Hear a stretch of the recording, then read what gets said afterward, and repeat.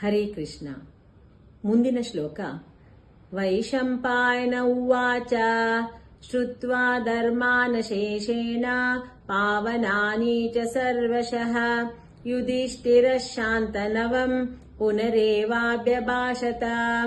ವೈಶಂಪಾಯನ ಉವಾಚ ಶ್ರುತ್ವಾ ಧರ್ಮಾನಶೇಷೇಣ ಪಾವನಾನಿ ಚ ಸರ್ವಶಃ ಯುಧಿಷ್ಠಿರಃ ಶಾಂತನವಂ ಪುನರೇವಾಭ್ಯಭಾಷತ. ವೈಶಂಪಾಯನ ಉವಾಚ ಶ್ರುತ್ವಾ ಧರ್ಮಾನಶೇಷೇಣ ಪಾವನಾನಿ ಚ ಸರ್ವಶಃ ಯುಧಿಷ್ಠಿರಃ ಶಾಂತನವಂ ಪುನರೇವಾಭ್ಯಭಾಷತ. ಇದನ್ನು ಬನ್ನಂಜೆ ಗೋವಿಂದಾಚಾರ್ಯರು ಹೀಗೆ ಅರ್ಥೈಸಿದ್ದಾರೆ.